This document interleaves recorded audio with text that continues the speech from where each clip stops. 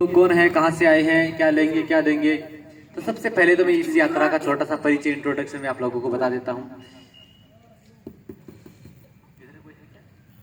आवाज आप दो थोड़ा, आवाज देना।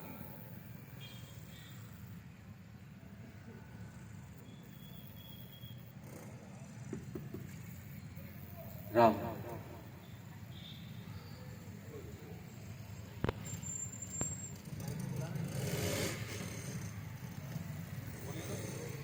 राम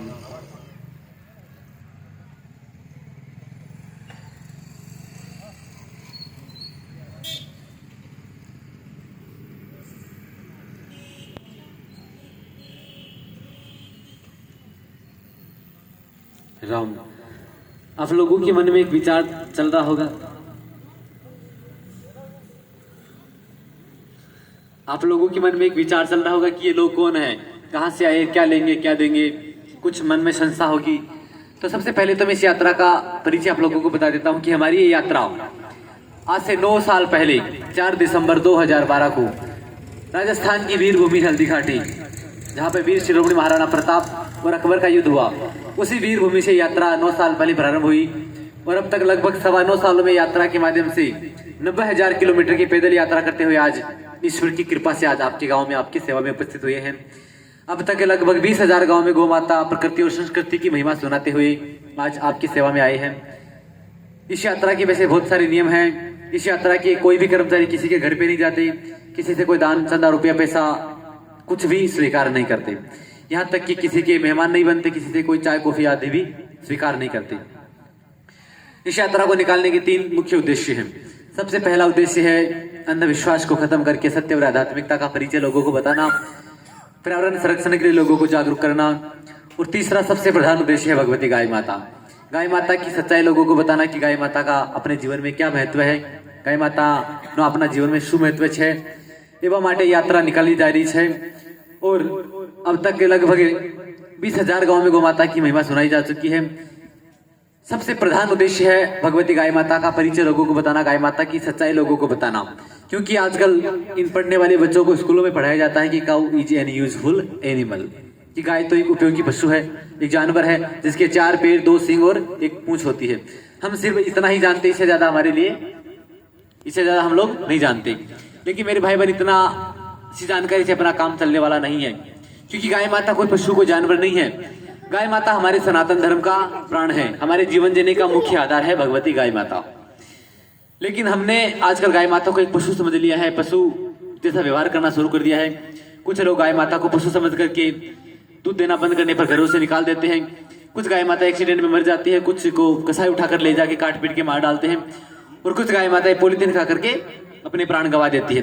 हम सभी लोग सिर्फ इतना ही जानते हैं, लेकिन गाय माता कोई साधारण पशु नहीं है। गाय माता हमारे सनातन धर्म का प्राण है। गहराई से अगर हम अवलोकन करें तो हम सभी पाएंगे कि गाय माता तो अवतारों की भी इष्ट है और देवताओं के समान है। गाय माता के लिए हमारे धर्म ग्रंथों में लिखा है कि तिलम न धान्यम पशुवत न गाव है, कि तिल जैसे अन्न नहीं है वैसे गाय माता कोई पशु प्राणी कोई जानवर नहीं है। गाय माता की महिमा तो हमारे धर्म ग्रंथों में अपार महिमा गाय माता की लिखी गई है कि धरती को कागज करू करू कलम बनराई, 7 समुद्र की शाही करू पर गौगुण लिखा न जाए। कि अगर माता सरस्वती भी अपनी कलम लिखने बैठे तो माता सरस्वती भी गाय माता की पूरी महिमा अपनी कलम से नहीं लिख सकती। माता सरस्वती की कलम भी छोटी पड़ेगी, वैसे इस छोटे से मुख से गाय माता की पूरी महिमा तो हम लोग नहीं लिख सकते, नहीं बोल सकते, क्योंकि गाय माता की अपार महिमा है। गाय माता की महिमा हम सभी अपने छोटे से मुख से बखान नहीं कर सकते। लेकिन फिर भी आप लोगों के मन में एक शंका होगी कि गाय माता तो पशु है। बड़े बड़े लोग कहते हैं कि गाय माता में 33 कोटि देवता होते हैं, लेकिन हमने कभी गाय माता में भगवान के दर्शन नहीं किए। हमने तो गाय माता के 4 पैर 2 सींग और 1 पूंछ ही देखी है, इससे ज्यादा हम लोग तो नहीं जानते। हमने कभी गाय माता में एक भी देवताओं के दर्शन नहीं किए। तो मेरे भाई बहन, आप सभी मंदिर में जाते होंगे, कभी मंदिर में 1 देवता 2 देवता होते हैं। भगवान मंदिर में जाने पर हम भगवान के दर्शन करने के लिए सबसे पहले मंदिर में सीढ़ियों पर प्रणाम करते हैं ना। सीढ़ियों पे प्रणाम करने के बाद में मंदिर के आगे भगवान के सामने आंखें बंद करके खड़े होते हैं। तो आप लोग बताइए सबसे पहले, क्या आप लोगों को किसने सिखाया कि मंदिर में आंख बंद करके दर्शन करें? क्या मंदिर में कोई नोटिस बोर्ड लगा होता है कि कृपया आंख बंद करके ही दर्शन करें, या फिर पंडित जी ब्राह्मण देवता बोलते हैं कि आंख बंद करके दर्शन करो, या फिर हमें साहिब टीचर पढ़ाते कि मंदिर में जाओ तो आंख बंद करो। हमें कोई नहीं पढ़ाता। कोई पढ़ाता है कि आंख बंद करके दर्शन करो? ना तो हमें कोई पढ़ाता, ना हमें कोई सिखाता, ना कहीं लिखा होता कि आंख बंद करके दर्शन करें। लेकिन फिर भी आमतौर पर हम सभी मंदिर में जाते तो आंख बंद करके ही भगवान के सामने खड़े होते हैं, क्योंकि भगवान के सामने जो मंदिर में जो देवता विराजमान होते हैं, जो मंदिर में भगवान की मूर्ति प्रतिमा विराजमान होती है, वो हमें ये संदेश देती है कि बेटा तू इन दो साधारण चमड़ों की आंखों से दुनियादारी को, घर गृहस्थी को, अपने समाज को, दुनियादारी को देख सकता बारी में। बाकी इन दो साधारण चमड़ों की आंखों से तो मेरे हरि स्वरूप के, मेरे विशाल स्वरूप के, मेरे दिव्य स्वरूप के दर्शन तो इन दो साधारण चमड़ों की आंखों से नहीं कर सकता। तो उसी प्रकार से हम गाय माता में दो साधारण चमड़ों की आंखों से गाय माता में भगवान के दर्शन नहीं कर सकते। गाय माता में 33 कोटि देवताओं के दर्शन करने के लिए हमें अंतरात्मा की, अपने हृदय की आंखें खोलेंगे तो हम गाय माता के दर्शन कर सकते हैं। गाय माता की सेवा करके हम गाय माता की मातत्व भाव को अनुभव कर सकते हैं। लेकिन गाय माता के दर्शन, अब गाय माता में 33 कोटि देवता को जो विराजमान होते हैं उनके दर्शन हम आसानी से नहीं कर सकते। अपने हृदय की, अपने अंतरात्मा की आंखें खोलेंगे तो ही हम गाय माता में भगवान के दर्शन कर सकते हैं। फिर भी आप लोगों के मन में शंका होगी कि गाय तो एक पशु है, तो आपकी शंका को दूर करने के लिए मैं 2-3 छोटे से प्रमाण आप लोगों की सेवा में रख देता हूँ, जिससे यह साबित हो जाएगा कि गाय माता पशु है। उन 2-3 प्रमाणों का आप शांति पूर्वक श्रवण करिए। फिर भी आप लोगों को लगे कि गाय तो एक पशु है, गाय तो एक जानवर ही है, तो हम 5 मिनट में अपनी बात को खत्म करके अगले गांव की ओर प्रस्थान करेंगे।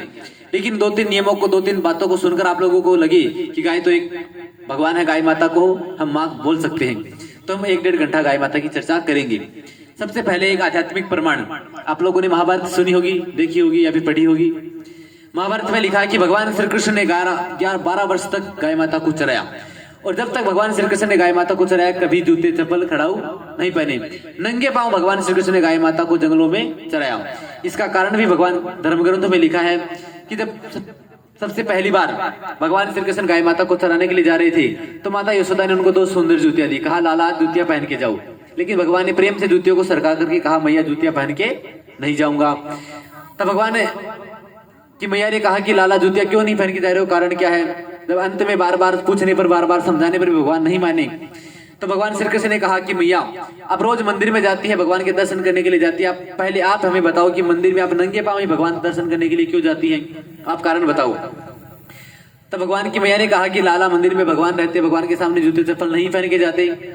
तब भगवान श्री कृष्ण ने कहा कि मेरी प्यारी भोली भाली मैया, अपने धर्म ग्रंथों में लिखा है कि गाय माता तो स्वयं सिद्ध भगवान है। गाय माता में 33 कोटि देवता निवास करते हैं। गाय माता के चरणों में 68 करोड़ तीर्थों का आधार है, और गाय माता के गोबर में स्वयं सिद्ध भगवती लक्ष्मी माता निवास करती है, और गाय माता के गोमूत्र में कलकल बहती गंगा माता की धार है, जिनके कुकुट में संपूर्ण पृथ्वी निवास करती है, जिनके सिंगों पर संपूर्ण पृथ्वी का भार है। ऐसी भगवती गाय माता जो गोलोक से इस धरती पर अपने कल्याण के लिए इस धरती पर पधारती अवतरित होती है, उस स्वयं दुख लीला कर भी, स्वयं कचरा खाकर भी हम सभी लोगों का कल्याण करती है। ऐसी गाय माता के सामने में जूते चप्पल पहनने की हिम्मत कहां से लाऊं?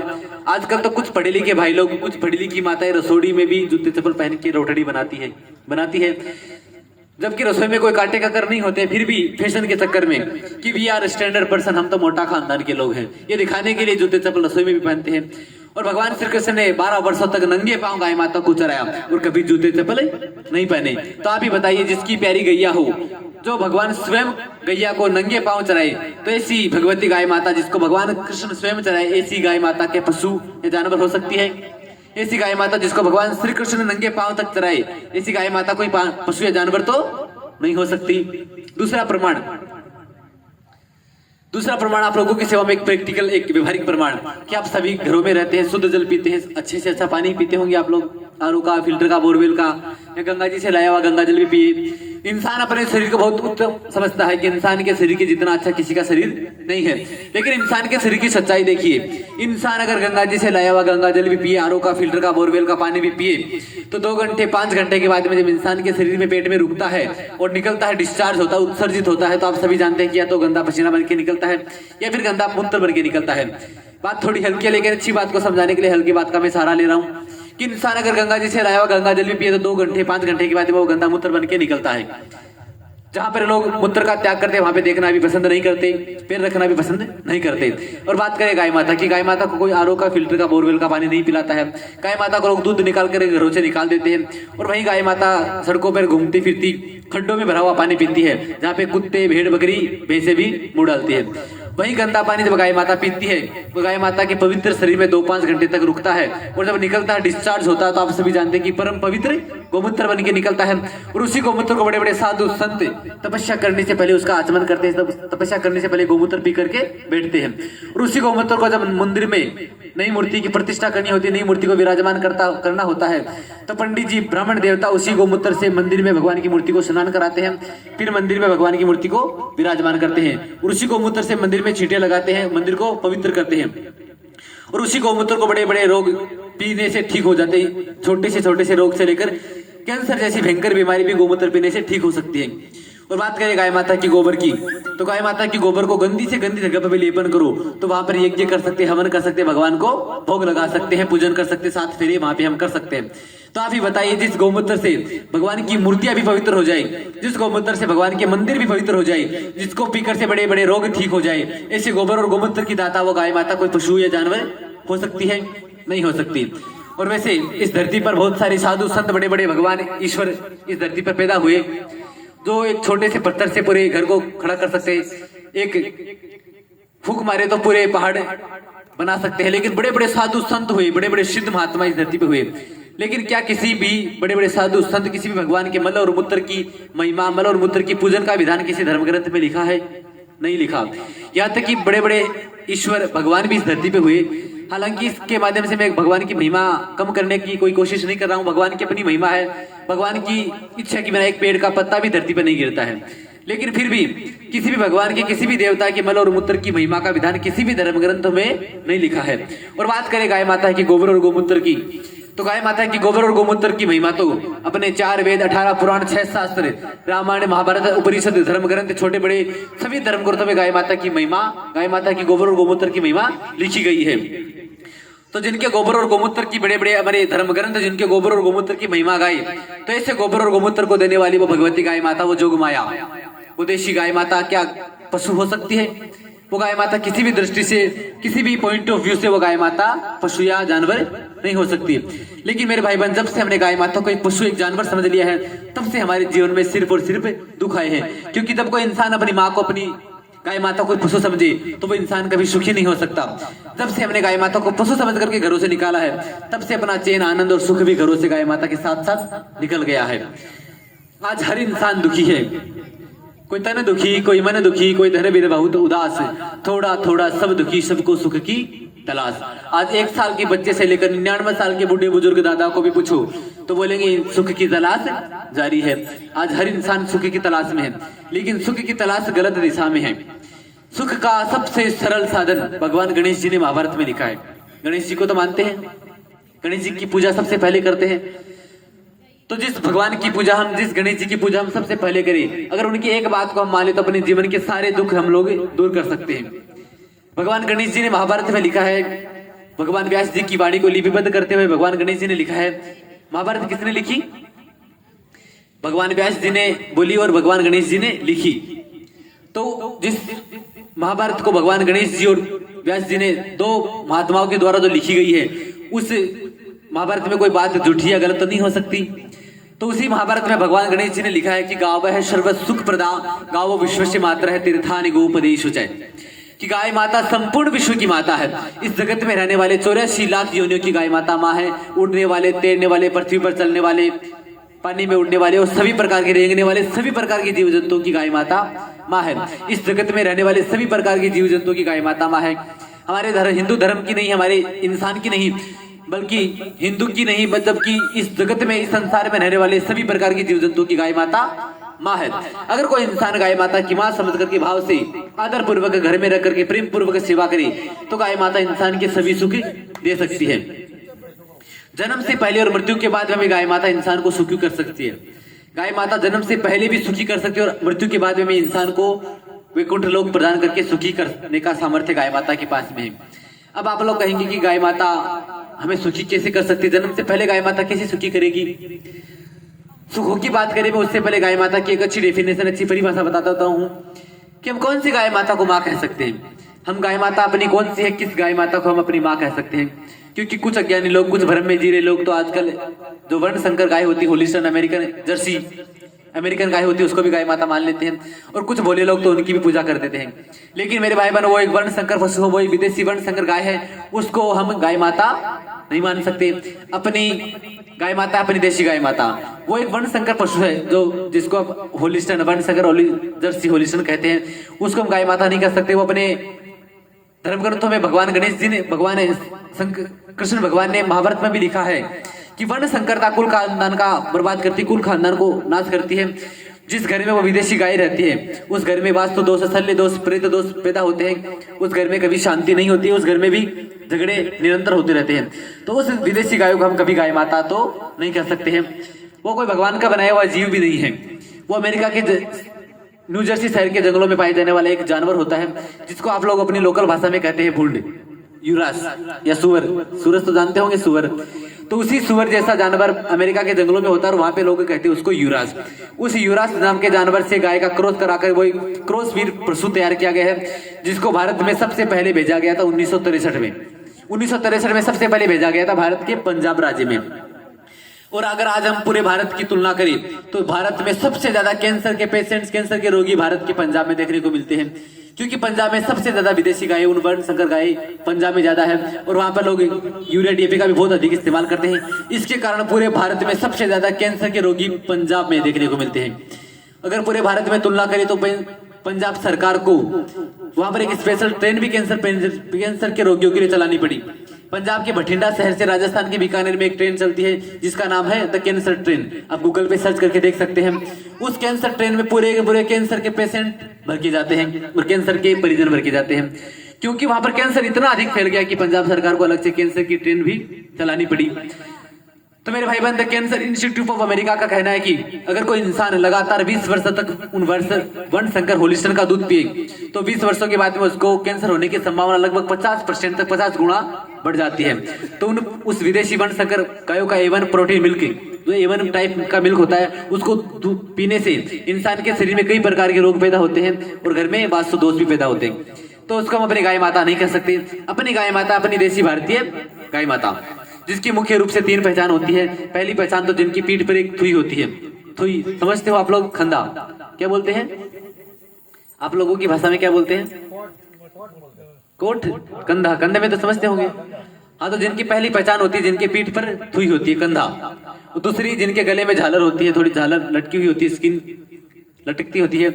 और तीसरी पहचान, जब वो बोलती है तो सदैव प्रणव घोष करती है, महाराव का उच्चारण करती है, सुंदर भाषा में बोलती है माँ। माँ शब्द की उत्पत्ति करती है गाय माता। जब इंसान का बच्चा जन्मता है तो रोता है, कुतिया का भोंकता है, किसी का सोता है, भैंस का 5 मिनट बाद में ऊँग निकालता है। सिर्फ और सिर्फ गाय माता का ही एक ऐसा बछड़ा है जो जन्मते ही बोलता है, 5 मिनट के बाद में बोलता है माँ। माँ शब्द की उत्पत्ति करती है गाय माता। माँ शब्द की उत्पत्ति दाता है गाय माता। तो भाई गाय माता का बछड़ा माँ शब्द बोल करके हमें ये संदेश देता है कि ये सिर्फ मेरी माँ नहीं है, ये संपूर्ण जगत संसार की माँ है, ये इस जगत में रहने वाले सभी जीव जंतुओं की माँ है, ये जगत माता है, ये भारत की संपूर्ण की राष्ट्र माता है। तो वही गाय माता अपनी देशी भारतीय गाय माता है, जिसकी मुख्य रूप से 3 पहचान होती है। उसी गाय माता को अगर हम भाव से आदर पूर्वक अपने घर में रखें और प्रेम पूर्वक उसकी गाय माता की सेवा करें तो गाय माता जन्म से पहले और मृत्यु के बाद में इंसान को सुखी कर सकती है। तो उसी गाय माता की भाव से सेवा करें तो गाय माता इंसान को सुखी करने का क्षमता, योग्यता उस गाय माता के पास में है।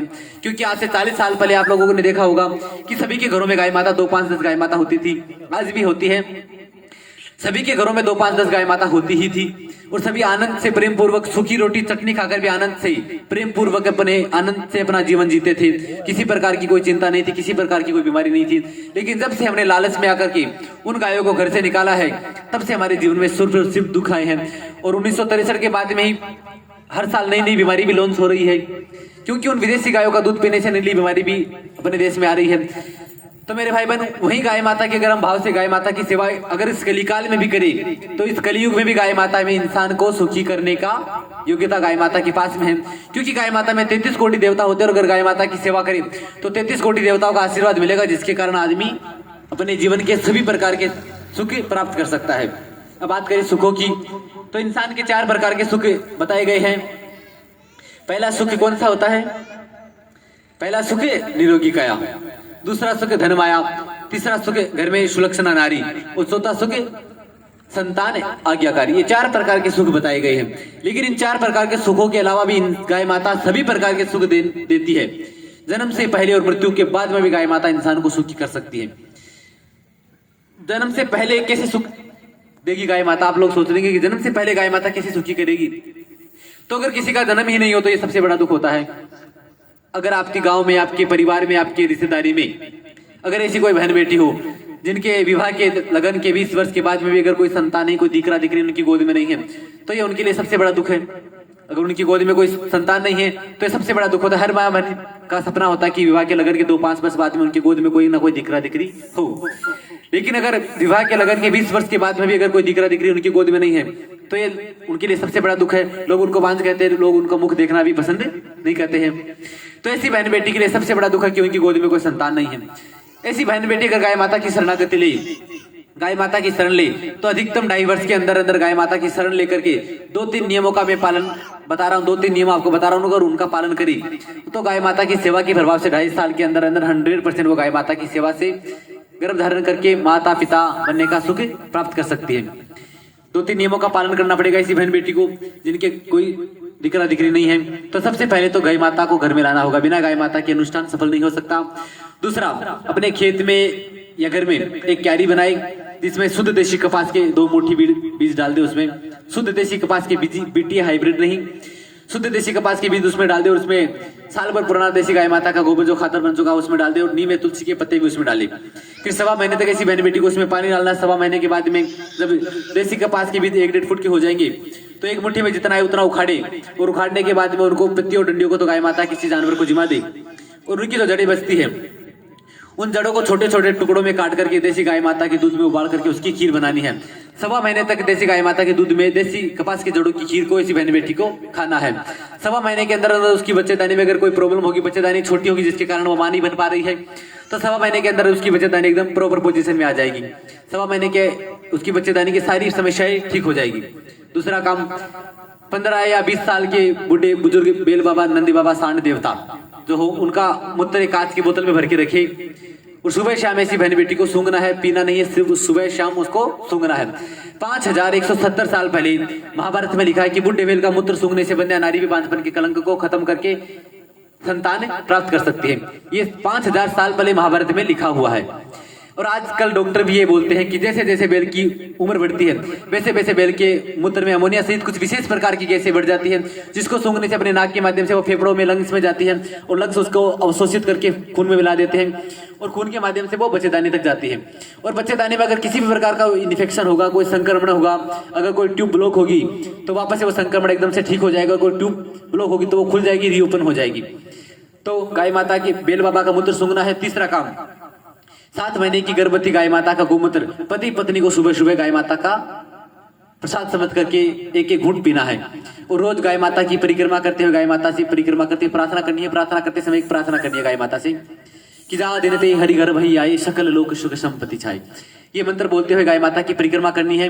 गाय माता के तन में 33 कोटि देवता होते हैं। उन 33 कोटि देवताओं की सतोगुणी ऊर्जा हमें मिलेगी और गाय माता की कृपा से 2.5 वर्ष के अंदर अंदर इन तीनों नियमों का पालन करते हुए अगर कोई बहन बेटी 2.5 वर्ष तक गाय माता की सेवा करी और इन तीनों नियमों का भाव पूर्वक पालन करी तो अधिकतम 2.5 वर्ष के अंदर अंदर 100% वो संतान प्राप्त कर सकती है। इन नियमों का पालन करके लगभग हमारे द्वारा बताए, हमारे गुरुदेव के द्वारा बताने पर लगभग 3000 माताओं ने इनका पालन किया है और सभी की सभी माताओं की संतान प्राप्त करने का सुख उनको मिला है। आज उनकी गोद में दिकरा दिकरी खेल रहे हैं और उनके फोन नंबर भी हमारे पास लिखी हुई है। दूसरी, जब संतान गर्भ में आ जाती है 9 महीने के बाद में बारी आती है डिलीवरी की। और डिलीवरी आज पूरे भारत में देखें तो डिलीवरी आज होती है, ज्यादातर डिलीवरी किससे होती है? ऑपरेशन से। और ऑपरेशन से जब डिलीवरी होती है तो मेरे भाई बहन 3 नुकसान पक्के होते हैं। पहला नुकसान, जिस बच्चे की डिलीवरी से ऑपरेशन से होती है उसकी कभी जन्म कुंडली नहीं बन सकती, क्योंकि जन्म कुंडली मिलने के लिए हमें शुद्ध देशांतर का मिलना बहुत आवश्यक होता है। और जिस बच्चे को चीर फाड़ करके जबरदस्ती जिसको बाहर निकाला गया, जिसकी कोई प्राकृतिक जन्म ही नहीं हुआ है, उसकी कभी जन्म कुंडली शास्त्रोक्त विधि से तो नहीं बन सकती। हाँ, कोई लालची पंडित हो तो कोई ऑपरेशन कुंडली भले ही बना दे, बाकी उसकी शास्त्रोक्त विधि से जन्म कुंडली नहीं बन सकती। दूसरा, माँ का पेट बिगड़ेगा, डॉक्टर गारंटी नहीं लेगा कि अगली बार वो माँ बनेगी कि नहीं बनेगी। तीसरा, पिताजी के लगभग 50 से 60 हजार रुपए, लाख रुपए तक बिगड़ेंगे ही बिगड़ेंगे।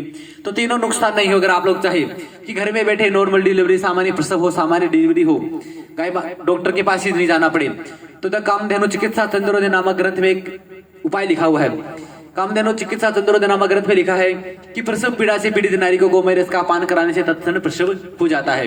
देसी भाषा में बताऊं तो जैसे ही बहन बेटी को लेबर पेन, प्रसव पीड़ा शुरू हो जाती है ना, डॉक्टर के पास हम उसको लेके जाते हैं और डॉक्टर बोलता है कि ऑपरेशन करना ही पड़ेगा, बच्चे की हार्ट बीट बढ़ गई है, बच्चा घूम गया है, कि कुछ भी प्रॉब्लम हो, कैसी भी कंडीशन हो, कैसा भी केस हो, 1.5 घंटे का इंतजार करने के बाद भी अगर ऑपरेशन कर ले, डॉक्टर बोलता है 1.5 घंटे के लिए डॉक्टर को इंतजार करने के लिए बोले, अगर 1.5 घंटे के बाद में भी डिलीवरी नहीं होती है तो देसी गाय माता का 2 किलो गोबर 2 किलो छान ले, उसको सफेद सूती कपड़े में रख करके निचोड़े, लगभग 100 से 150 ग्राम गाय माता का गोबर का रस ले और 2-3 टुकड़ों में उस बहन बेटी को पिला दे। 1.5 घंटे के अंदर अंदर नॉर्मल डिलीवरी हो जाएगी। दुनिया का कोई भी मेडिकल साइंस इस फॉर्मूले को चैलेंज नहीं कर सकता है। लगभग 2,500 माताओं बहनों के साथ में प्रयोग किया है और सभी की सभी नॉर्मल डिलीवरी हुई, किसी का ऑपरेशन करने की आवश्यकता नहीं पड़ी।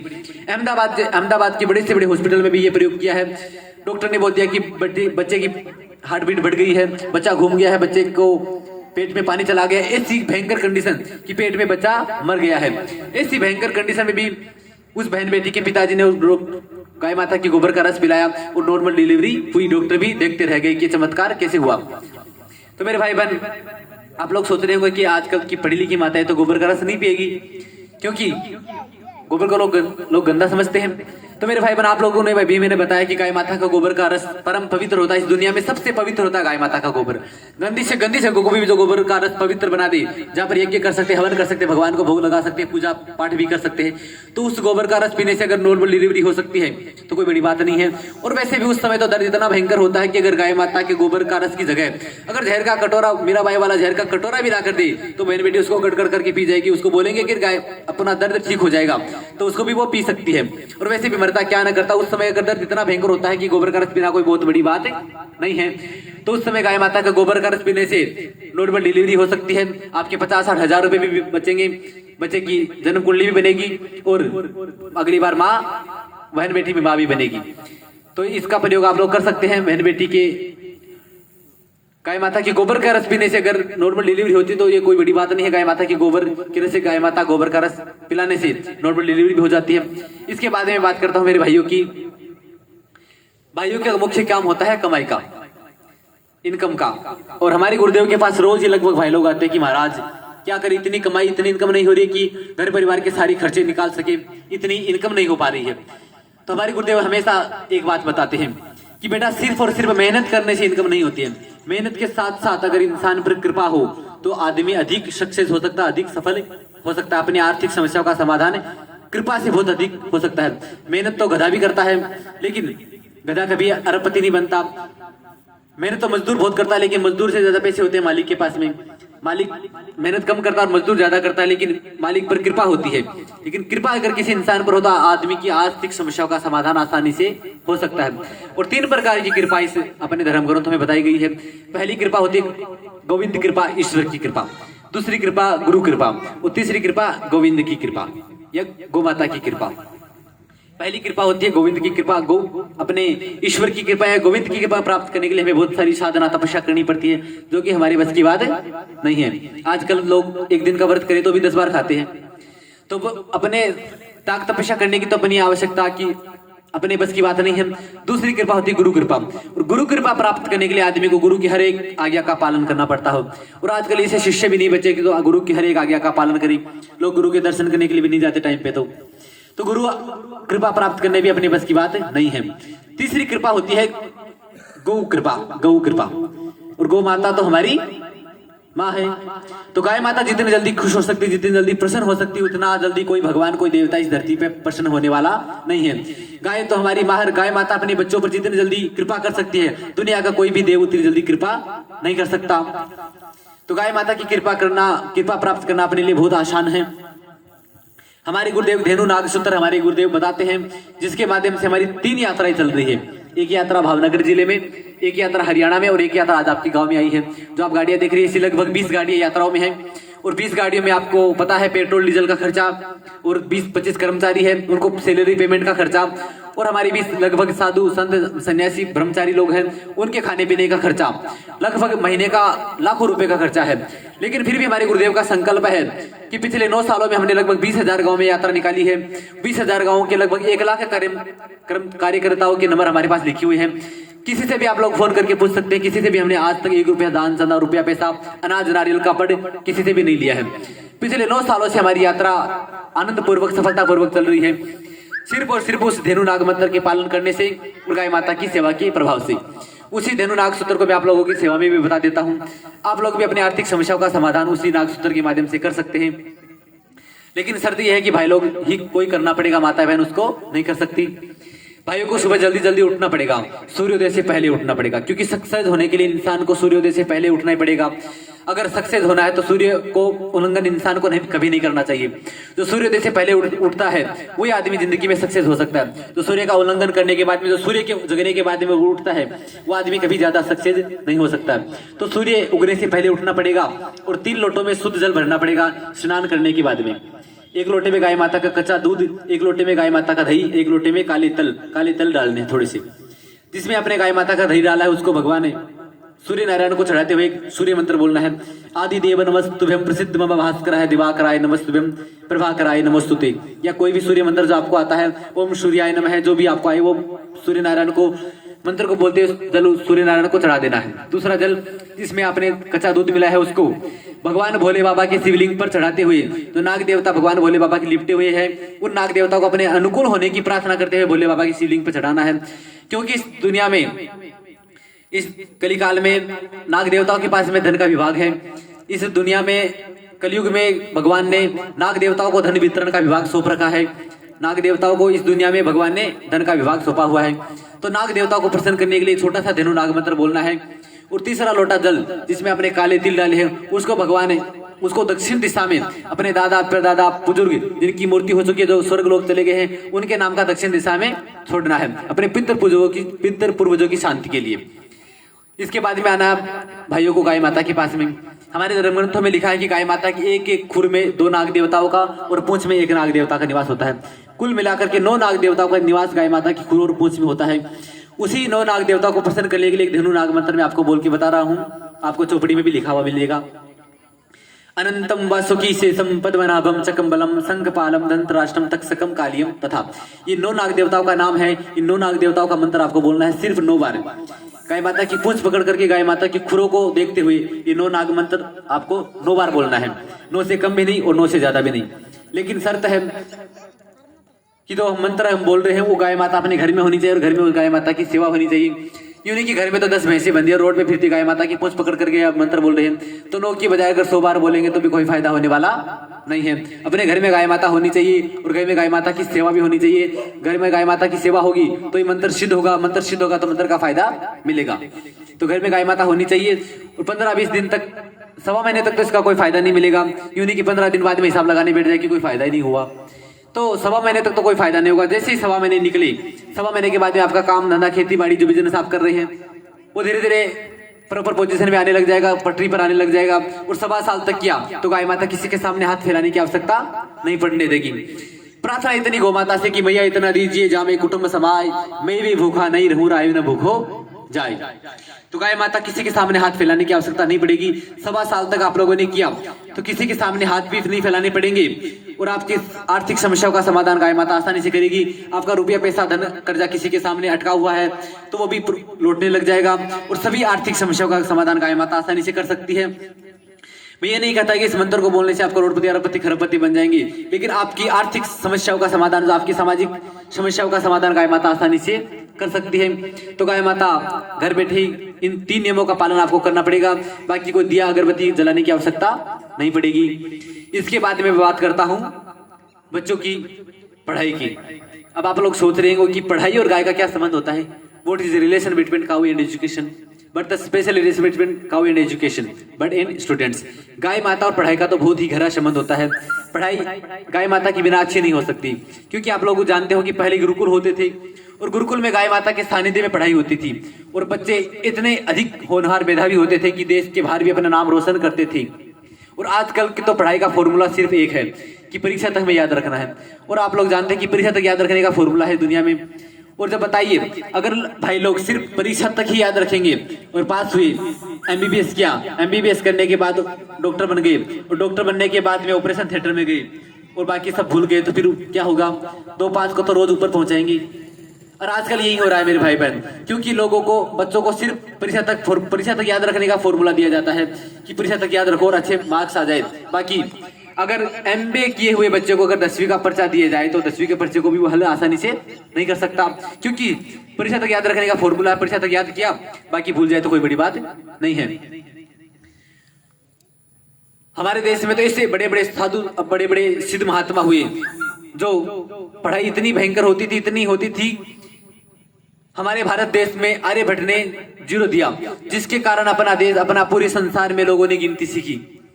और ऐसे बहुत सारे उदाहरण हैं जो अपनी पढ़ाई को सिद्ध करते हैं, जिसके कारण अपने भारत देश में ऐसे बड़े बड़े साधु संत और बड़े बड़े सिद्ध महात्मा हुए जिन्होंने विदेशों में जाकर भी अपनी पढ़ाई के माध्यम से अपने देश का नाम रोशन किया। तो पढ़ाई में गाय माता की बहुत अधिक भूमिका होती है। अब पढ़ाई के लिए 2 चीजों की बहुत आवश्यकता होती है। पहले तो पढ़ने वाले बच्चे का दिमाग तेज होना चाहिए और दूसरा उसके शरीर में आलस नहीं होना चाहिए। अब आप लोग बताइए कि ये बुद्धि और आलस अपने शरीर में कहां से आता है? आलस और बुद्धि का संबंध कहां से होता है? अपने शरीर में आलस और बुद्धि कहां से पैदा होती है? किसी को पता है? आलस और बुद्धि अपने शरीर में कहां से आती है? खाने से। बिल्कुल, भगवान श्री कृष्ण ने गीता जी में लिखा है कि मनुष्य जैसा खाएगा अन्न वैसा ही बनेगा तन और वैसा ही बनेगा मन। तो आजकल के पढ़ने वाले बच्चों को खाने पीने के लिए दूध दही किसका मिल रहा है? भैंसों का। और आप लोग जानते हैं कि भैंस तो 1 नंबर का आलसी जीव होती है। बैठे बैठे ही गोबर गोमूत्र का त्याग कर देती है और उसी में पूंछ घुमा करके नहाना धोना वॉशिंग बाथिंग भी निपटा देती है। तो जिस भैंस को गोबर गोमूत्र करने जैसे छोटे से काम के लिए भी उठने में आलस आए, तो ऐसी आलसी भैंस का अगर कोई बच्चे दूध पिएंगे तो उसको पढ़ाई में आलस आएगा भी नहीं आएगा? आएगा। और दूसरी बात, भैंस तो 1 नंबर का आलसी जीव होता है। एक दिन आप ट्राई करना, भैंस को बोलना, भैंस आज हम लोग बहुत बिजी हैं तो जा खेतों में जंगलों में चर के शाम को वापस आ जाना। बताओ भैंस वापस आएगी क्या? नहीं आएगी, कभी नहीं आएगी। वो तो यहाँ से घूमेगी, पता नहीं देवदरिया राव की तरफ मिलेगी नहीं मिलेगी भी पता नहीं। और बात करें गाय माता की, तो गाय माता को लोग दूध निकाल करके घरों से निकाल देते हैं और गाय माता लठ डंडा खाए, कचरा खाए, कुछ भी खाए, लेकिन दूध देने का टाइम हुआ शाम को अपने घर के सामने आकर के खड़ी हो जाती है। आती है कि नहीं आती है? आती है। तो गाय माता तो कोई घड़ी भी नहीं पहनती है। अगर आपके घर में कोई गाय माता नहीं हो, भैंस भी नहीं हो, तो आप एक दिन ट्राई करना, एक अच्छी रोटी बनी, ताजा रोटी घर के सामने लेकर के खड़ी हो जाना। अगर कोई गाय माता आई तो उसको जिमा देना। दूसरे दिन लगभग उसी समय गाय माता आपके सामने, घर के सामने आकर के खड़ी हो जाती है कि इस बहन ने मेरे को रोटी जिमाई थी। और अगर भैंस को आप एक कटोरा भर के लड्डू या रसगुल्ला भी जिमा दो तो दूसरे दिन दर्शन देने वाली नहीं है। आजकल डॉक्टर भी कहते हैं कि buffalo is a short memory patient. भैंस का इनबिल्ट मेमोरी सिस्टम ही बहुत ही लो जीबी का होता है और ऊपर से ऑटोमेटिक डिलीशन सिस्टम रहता है। 3 घंटे पुरानी फाइल ऑटोमेटिक ही डिलीट हो जाती है। तो जिस भैंस को 3 घंटे पुरानी बात भी याद नहीं रही, उस भैंस का बच्चे अगर दूध पिएंगे तो उनको पढ़ाई याद रखने वाली नहीं है। और हिंदी में एक मुहावरा भी चलता है कि अगर किसी का काम बिगड़ जाए तो बोलते हैं कि गई भैंस पानी में। किसी को बार बार समझाओ, बार बार समझाने पर भी नहीं समझ में आए तो कहते हैं कि काला अक्षर भैंस बराबर।